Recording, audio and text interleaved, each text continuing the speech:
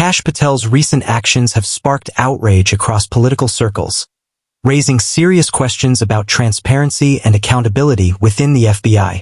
What appeared to be a promise of reform has instead revealed a pattern of behavior that critics describe as both reckless and self-serving.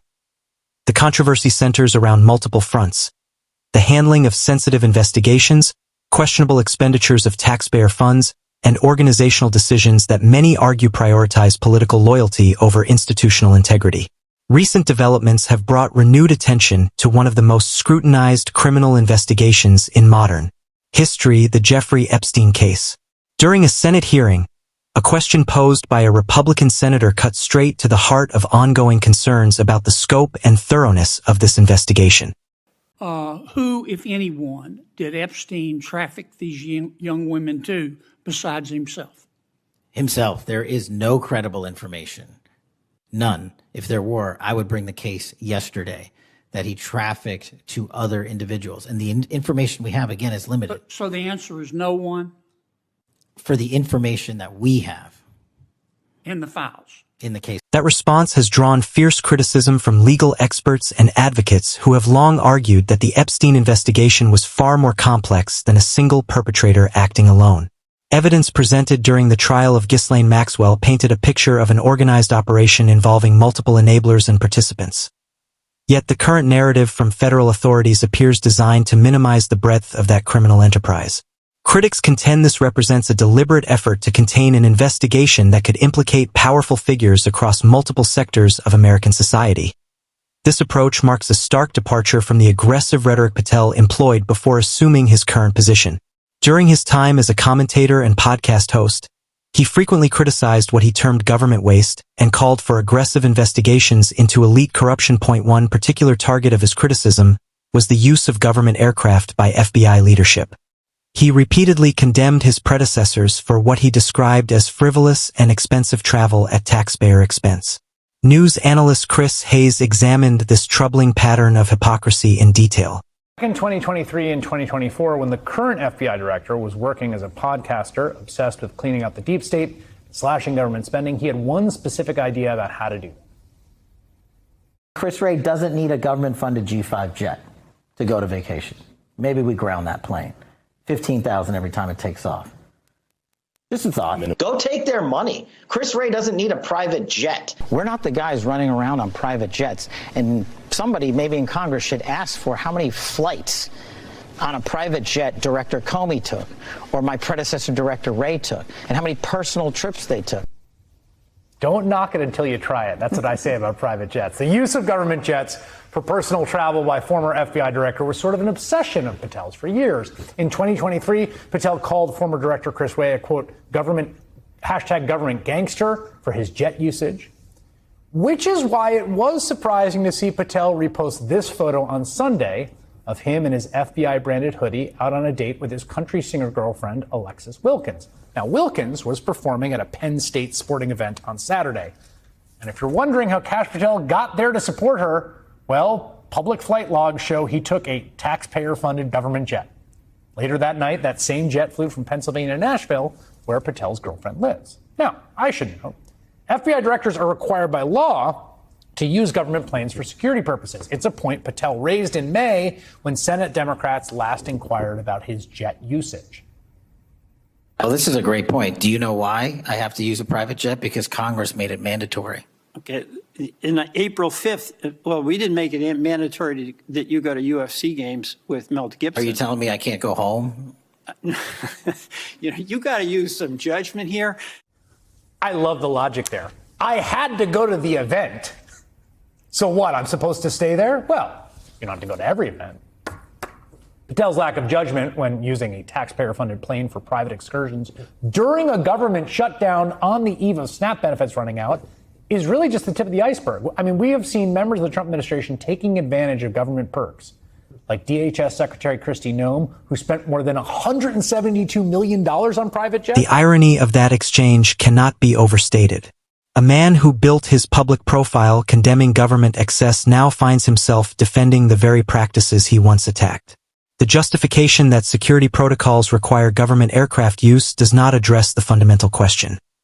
Why attend these events at all during critical periods of government operation? This incident represents just one example in a broader pattern of questionable spending decisions.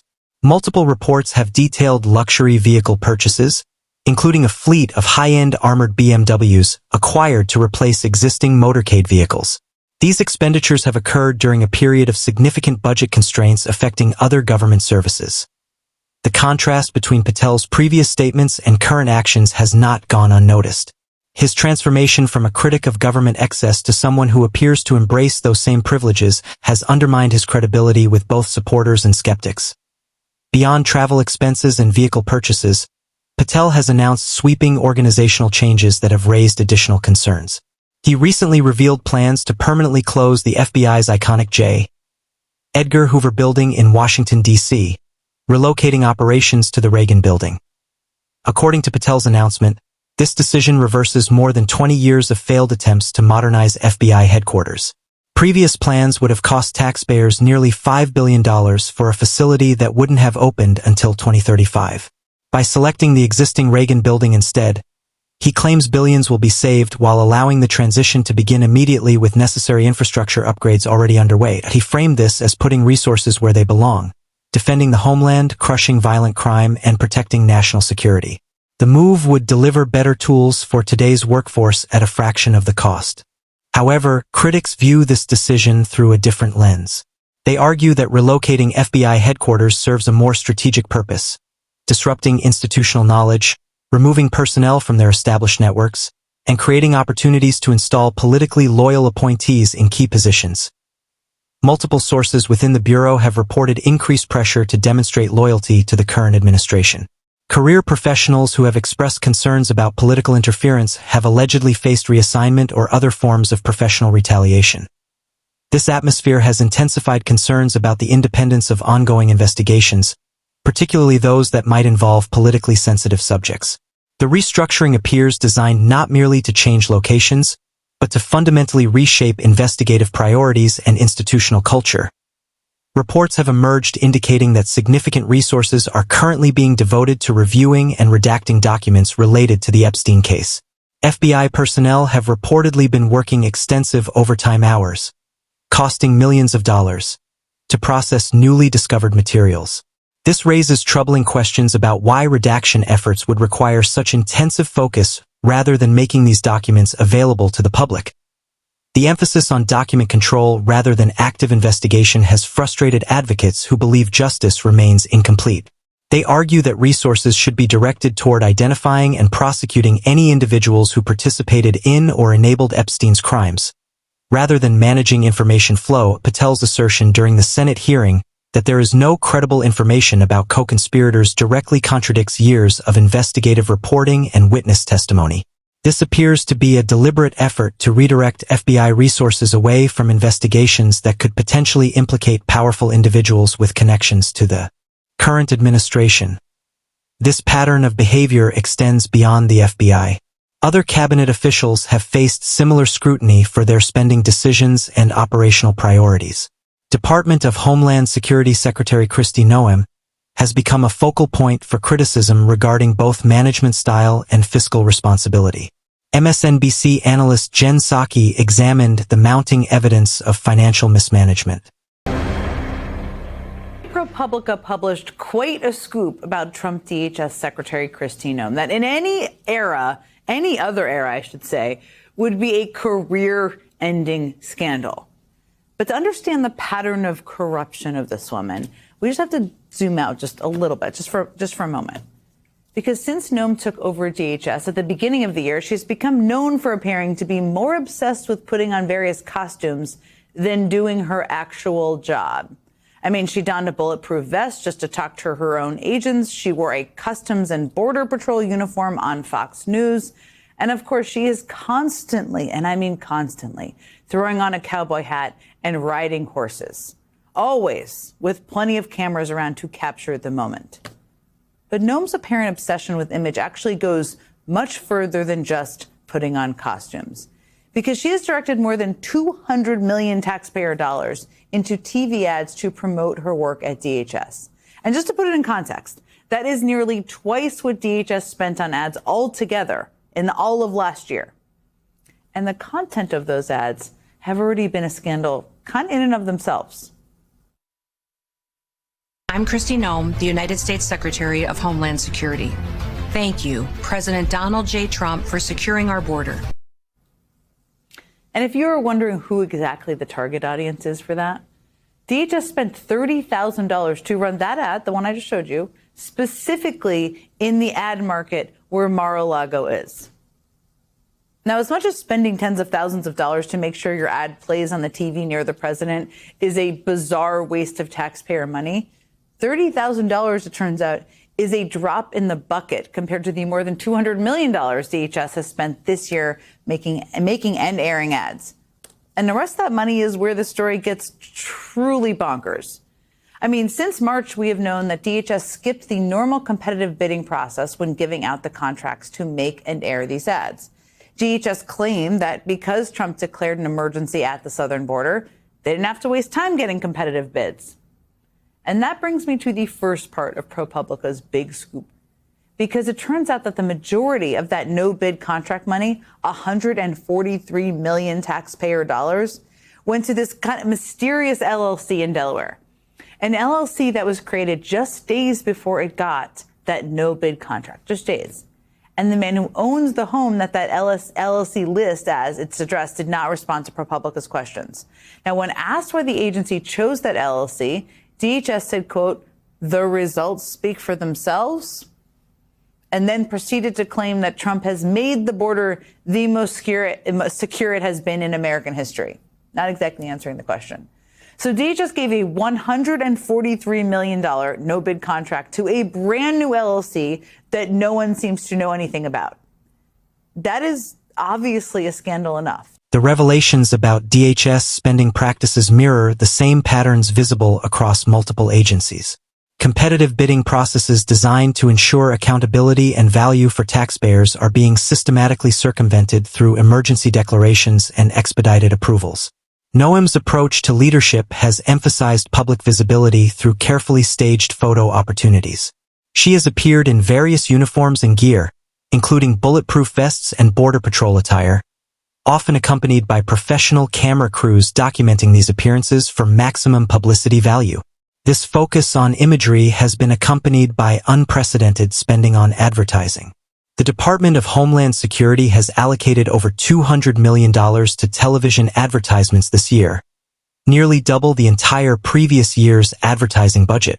The mysterious Delaware LLC that received $143 million in no-bid contracts was incorporated just days before receiving the massive government payout. The registered address leads to a private residence whose owner has refused to answer questions about the company's operations, ownership structure, or qualifications for handling such a substantial contract.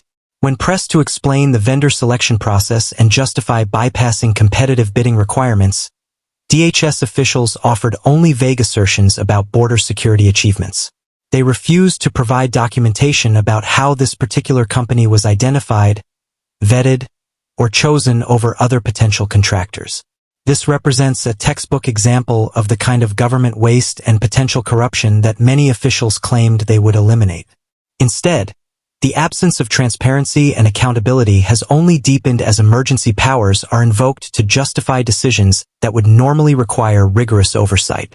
Career professionals within these agencies have expressed concern about the erosion of institutional norms and the politicization of traditionally independent functions.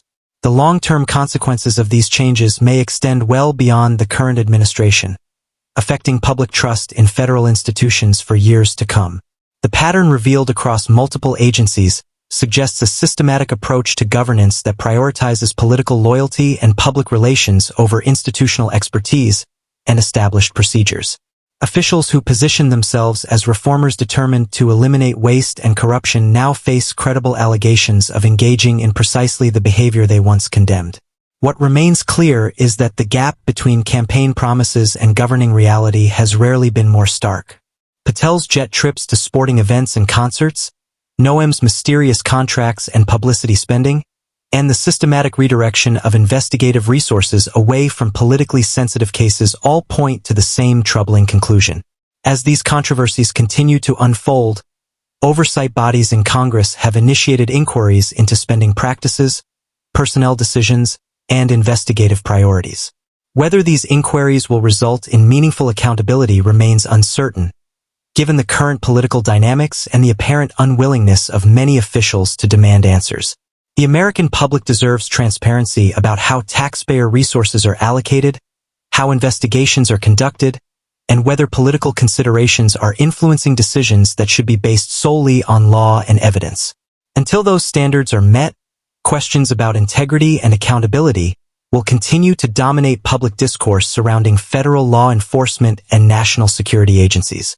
The closing of the Hoover Building, the redaction of Epstein files, the luxury spending on vehicles and travel, and the no-bid contracts to mysterious shell companies all tell the same story. This is an administration more concerned with controlling narratives and rewarding loyalists than serving the public interest or pursuing justice wherever it may lead.